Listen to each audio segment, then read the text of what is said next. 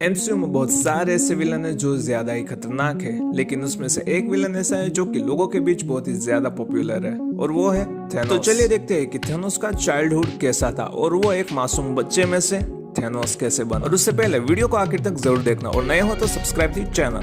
Thanos का जन्म Saturn के मून टाइटन पे हुआ था, जहाँ के लोग टाइटनियंस के नाम से जाने जाते थे, जहाँ पे राज करते थे एक बाहर का इटरनल्स, एलआर और स्यूजन। उसमें से ज्यादातर लोग फिजिकली दिखने में एक जैसे ही लगते थे, कोई भी अलग नहीं था, मगर थेनोस उनमें से एक नहीं था, वो सबसे अलग दिखता था। तो जब थेनोस का जन्म हुआ तो डॉक्टर भी उसे देख के शॉक हो गया था, क्योंकि वो एक डीमन के स्पॉन्ज जैसे लग रहा था। शुरुआत में डॉक्टर्स ने सोचा कि थेनोस को लैब में ले जाए, जिससे कि उसे टेस्ट किया जाए कि वो ऐसे कैसे बना, लेकिन अलार ने ऐसे करने से मना कर दिया और उसके बेटे को प्यार से देखने लगा।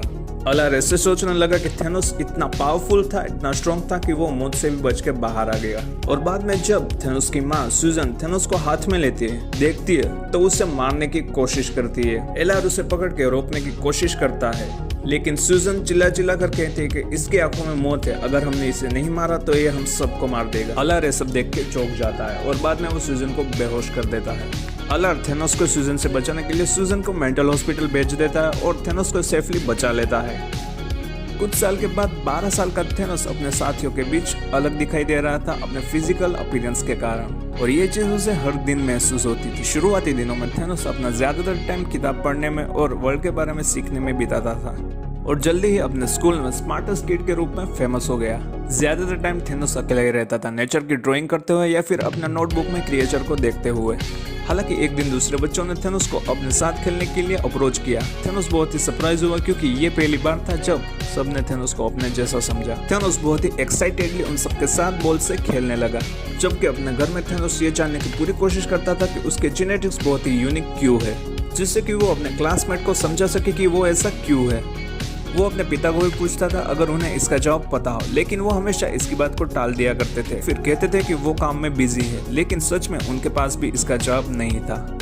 थेनोस की अपनी माता के साथ रिलेशनशिप कुछ अच्छी नहीं थी। इस पॉइंट पे भी उसकी माता मेंटल इंस्टीट्यूट में थी, जो बात करने से मना कर देती थी। थेनोस उसे रेगुलर बेसिस पे मिलता था और अपने पूरे दिन के बारे में बताता था जो उसने स्कूल में किया, और अपने विचित्र सपनों के बारे में भी बताता जो उसने देखे थे, जिसमें से एक सपना ऐसा था कि वो छोटा बच्चा होता है और उसे कोई नाइफ से मारने की कोशिश करता है, और दूसरी बार वो बड़ा होता है और उसी नाइफ से अपने अटैकर को मारता है। पिछले 4 साल से उसे ये सेम ड्रीम आ रहा है, यहाँ तक कि उससे बचने के लिए वो सोने से भी मना कर देता है। अब धीरे धीरे थेनोस अपने नॉलेज के कारण पूरे स्कूल में फेमस होता जा रहा है और एक लड़के का ध्यान अपनी तरफ खींचता है, जो बहुत ही ज्यादा मिस्टीरियस होती है। तो जब स्कूल में लैब में डिसेक्शन होता है रेप्टाइल का, तो ये सब देख के थेनोस को अच्छा नहीं लगता और जल्दी से वो बाहर भाग जाता। बाहर भाग के वो वोमिटिंग कर देता है। तो वहाँ पे वो मिस्टीरियस गर्ल आती है और वो थेनोस को समझाते हैं कि डिसेक्शन बहुत ही इजी है, अगर तुम उसे दोहराते जाओ, कंटिन्यूस करते जाओ। अब ये सब सुन के थेनोस को बिल्कुल भी अच्छा नहीं लगता। वो कहता है कि मैं लिविंग थिंग का कभी भी डिसेक्शन नहीं करूंगा, भले ही फिर उसे अपने ग्रेट साइंटिस्ट बनने के सपने को भी क्यों छोड़ना पड़े। वो उसे कहते हैं कि टाइम लेके उसे सोचना चाहिए, अपने माइंड को क्लियर करना चाहिए। और इन सब बातों के बाद वो कहते हैं कि वो एक केव के बारे में जानते हैं जो कि फॉरबिडन है। अब थेनोस अपने कुछ दोस्तों के साथ उस केव की तरफ जाता है और जैसे जैसे आगे बढ़ते हैं वो ज्यादा से ज्यादा केव के अंदर घुसते जाते हैं। अब केव का एक हिस्सा बिखर के टूट जाता है और वहाँ पे थेनोस फंस जाता है। थेनोस लगातार 3 दिन तक खोदता है केव को उससे बाहर निकलने के लिए। आखिरकार तीसरे दिन उसे बाहर निकलने का रास्ता मिल ही जाता है। बाहर आने के बाद थेनोस सरप्राइज हो जाता है, क्योंकि उसके सारे फ्रेंड सड़ चुके थे।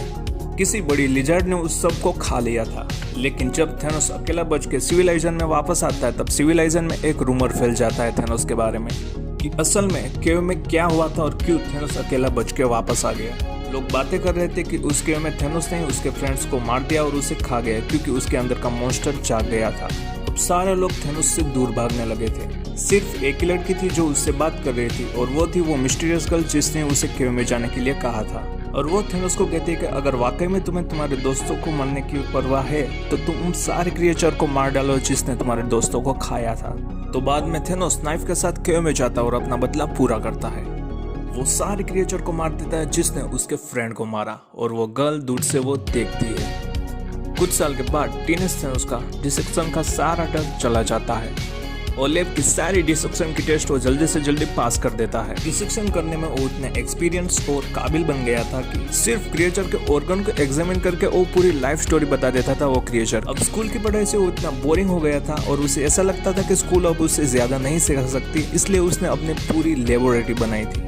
वो अब जिंदा इंसान या जिंदा क्रिएचर पे भी एक्सपेरिमेंट करने लगा था, उसके सारे ऑर्गन निकालने लगा था। वो अब अपने आप को एक साइंटिस्ट समझता था, जो कि वो जानना चाहता था कि असल में वो कौन है और सबसे डिफरेंस क्यों है। और आगे जाके थोड़ी स्टडी करने के बाद अब साइंस की मदद से उसे थोड़ा सा पता लगता है कि असल में वो कौन है। और वो मिस्टीरियस गर्ल थेनोस को कहती है कि अगर उसे जानना है कि असल में वो कौन है तो उसे अपना एक्सपीरियंस किलिंग करने का बढ़ाना चाहिए।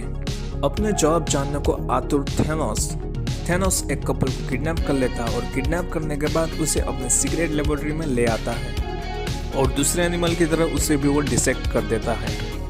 अब थोड़े दिन तक वो कपल नहीं दिखते तो लोग चिंता करने लगते हैं कि वो कहाँ पे थे। ज्यादातर लोग मानने लगते हैं कि उनका मर्डर हो चुका है और टाइटन पे पहली बार किसी का मर्डर हुआ था। ज्यादा से ज्यादा बच्चे गुम हो रहे थे, डिसअपियर हो रहे थे और ये टाइटन पे पहली बार हो रहा था। अब थेनोस के फादर ये मानने को तैयार ही नहीं थे कि उनके मून पे कभी भी मर्डर हो सकता है, लेकिन थेनोस की माता का इससे उल्टा ही सोचना था और उन्हें शायद पता था कि वे मर्डर कौन कर रहा है। दूसरे दिन थेनोस अपने विक्टिम को दफनाने की कोशिश करता है। वो उनकी बॉडी को बर्न कर देता है और बाद में अपने एक्सपेरिमेंट को सीज कर देता है। उसकी फीमेल फ्रेंड उसे क्वेश्चन करती है कि जो वो कर रहा था उसे मजा नहीं आ रहा था, तो क्वेश्चन से थेनोस ऑफेंड हो जाता है। थेनोस उसे जवाब देते कहता है कि वो एक साइंटिस्ट है, ना कि बूचर जो सेंसलेस किसी का भी मर्डर कर दे। अब थेनोस ने सोच लिया था कि वो किसी का भी मर्डर नहीं करेगा। 2 वीक्स लेटर बाद में वो वहीं फिर से आता है किसी को दफनाने के लिए और वो एक्सेप्ट करता है कि उसे मर्डर करना अच्छा लगता है। आखिर में थेनोस के ईगल बाहर आ जाते हैं और आखिरकार वो अपनी माता को किडनैप करके उनका डिसेक्शन करता है। अब आखिरकार थेनोस को अल्टीमेट पावर चाहिए जिससे कि वो उस लड़की को इम्प्रेस कर सके जो उसका लव थी, और वो लड़की और कोई नहीं बल्कि डेथ थी जो पहले से ही थेनोस को मैनिपुलेट कर रही थी।